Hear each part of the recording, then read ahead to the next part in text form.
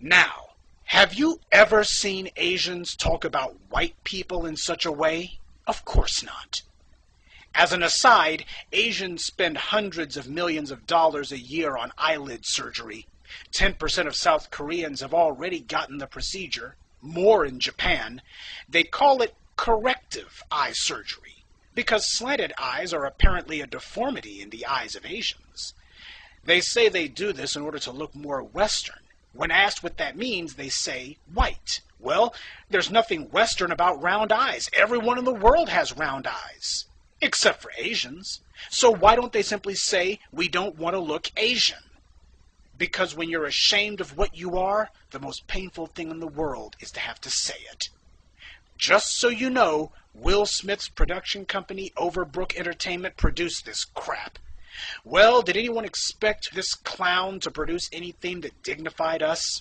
Of course not. So, the Asian woman who wrote and directed this movie spat in the face of the black hand that fed her. Asians in America are always bitching, pissing, and moaning nonstop that they can't get Hollywood to fund movies that show Asians in non-stereotypical roles. But when, yet again, a black man comes to the rescue, do they show gratitude or respect? We help the bastards, and this is the thanks we get.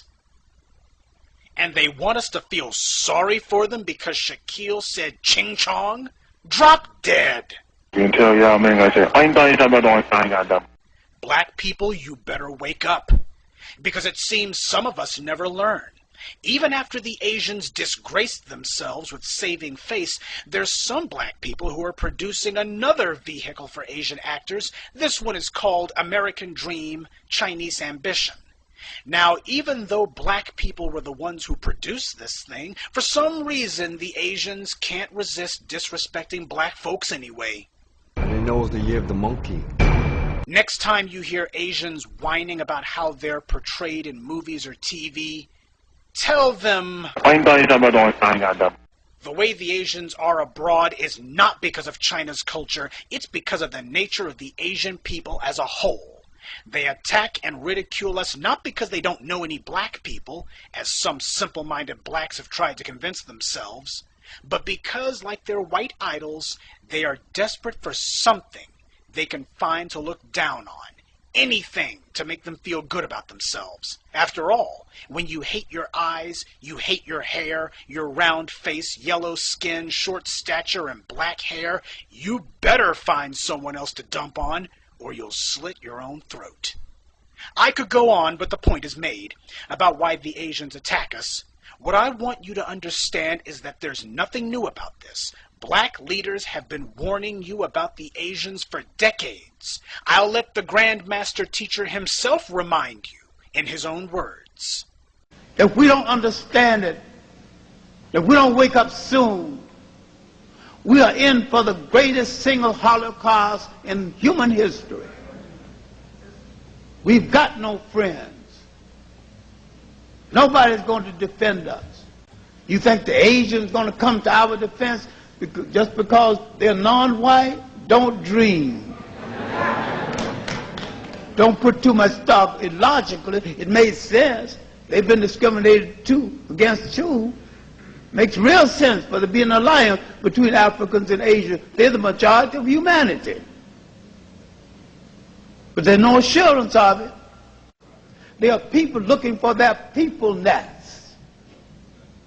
They're on the take like a Saturday night whore. They're for sale to the highest bidder. And if you think they're your friends, you are dreaming. They will join Europeans in the reconquest of Africa and take their share. And they'll drive Africans out of Africa and repopulate it with Europeans and Asians and Arabs. Asia is rising in the world, though like their white counterparts, their time in the sun will be but for a single day. Remember, at the dawn of the 13th century, China was the most prosperous and cultured country in the world. But due to their xenophobia and cultural weaknesses, they soon lost all of this. Today, China has the world's largest population. They can't sustain these kind of numbers, which is why they want into Africa so badly. They need land for their people and resources for their home country. Africa must expel the Chinese and all other Asians and deny them resources. Those minerals belong to Africa and no one else.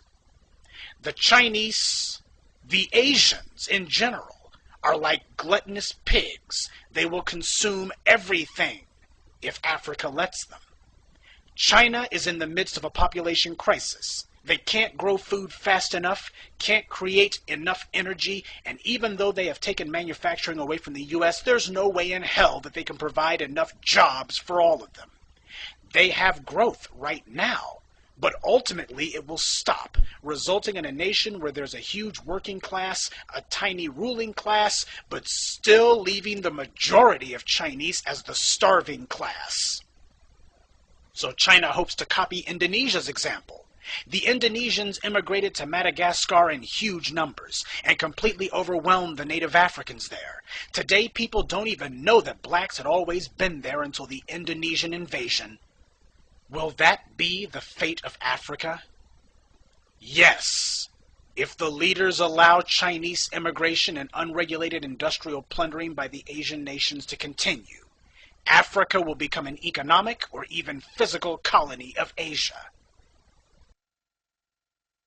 These are hard truths, especially for the brain-dead blacks who swallowed the colorblind "we are the world" nonsense the media's fed us for the last 40 years. But these are truths nonetheless. A people who habitually overpopulate, have an unstable internal political tradition, and consistently fail to achieve equilibrium with their environment so that they don't wind up with more people than they can feed, less land than they can live on, or less resources than they need, are inherently unstable. Yes, the Chinese's 1 billion plus population has given them the world's largest standing army, a huge manufacturing capacity, and if they can ever make national prosperity a reality, they will be the largest customer base in the world. In many ways, their gargantuan population size is their greatest strength. But show me a man's greatest strength, and on the flip side, you'll find his greatest weakness. A population of such tremendous size is simply unsustainable, economically, agriculturally, or politically. There is no way they can avoid collapse. And Japan and Korea are no better off. Japan has no natural resources. Manufacturing was all they had, but even they are starting to export their jobs to Mexico and China. They don't innovate. They just wait for America to make some new invention, then they create their own version and miniaturize it. India thought that it would be the call center to the world, until English-speaking people got angry because Haj or Ampu in Calcutta couldn't speak English worth a damn, so even those jobs are leaving Asia. Asia may have things the world wants, but it has nothing the world needs. This is why the so-called Asian economic miracle of the 90s died so quickly. This is why the Indians have already begun to flee their country and head to Ethiopia. And the Asians have long been coming to South Africa. If the Africans ever stopped restricting immigration from Asia, there would be nothing left for the Asians to do but to put up a sign at the Asian border that says, "Last one out, please turn off the light." The Asians are on self-destruct, and as a result, no matter how bright their future looks today, their fall is as predictable and inevitable as the rising of the sun. Their society will collapse. We can already see the stress fractures now, and there's nothing they can do to stop it. Our job is to make sure that we don't let them get their hooks into Africa. Because if we do let them do that, they will literally eat us out of house and home. You will look up and Africa will look just like Beijing or Madagascar. They won't stop their hyper baby making just because they're in a country with non-racist people, plentiful food, and political stability. In fact, these hospitable conditions will only cause their reproducing to increase.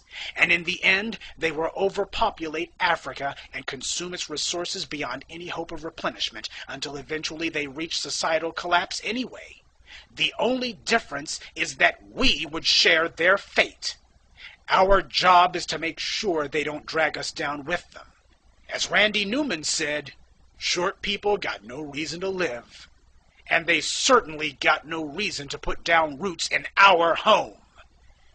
I issue this as a warning to Robert Mugabe or any other African leader who's allowing the Asians to emigrate into Africa or to buy its resources. You are establishing yourself as an enemy of the black people by taking in our mortal enemies. You are out of order, and you are acting as a traitor. And there's only one punishment for treason.